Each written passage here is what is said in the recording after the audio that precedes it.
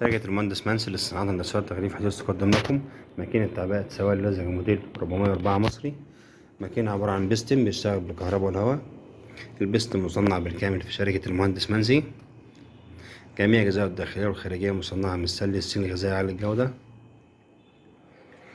بيعبي لحد 300 مللي جميع السوائل اللزجة زي الكريمات، المرطبات، الجل، العسل، الطحينة.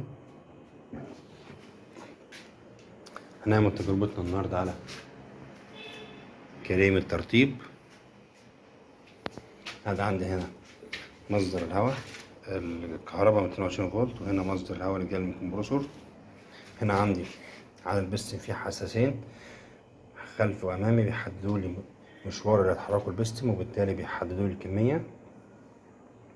عندي هنا مسطره مدرجه من خلالها بقدر اثبت الحساس الامامي على الرقم اللي انا ظبطت عنده الكميه، يبقى احنا كده ثبتنا الكميه. هنا عندي بلف خلفي مسؤول عن سرعه وقوه الضغط، البلف الامامي مسؤول عن سرعه وقوه الرجوع. عندي هنا الجزر او الاكتويتر بيفتح ويقفل اثناء التعبئه. هنا الادوس بيسع معانا لحد 15 لتر. وهنا عندي كريم الترطيب. هنا عندي بستم صغير راكب على النوزل المستقبل من المنتج، بيشتغل بنظام الهواء برضو مع المجموعة.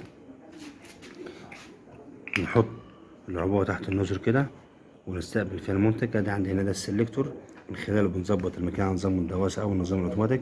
احنا كده شغالين على نظام الدواسة، هندوس على الدواسة كده هنشوف التعبئة تمت بكل سهولة وسلاسة بدون ما يحصل أي فورات لمنتج خارج العبوة. فكده عملنا تجربتنا على كريم الترطيب على بستم مصري موديل 404 بيعبي لحد 300 مللي، مصنع بالكامل في شركة المهندس منسي للصناعات والتغليف الحديث. شرح مهندس محمود فرغلي تحت إشراف إدارة مهندس أحمد حسن مدير فرع مدينة نصر.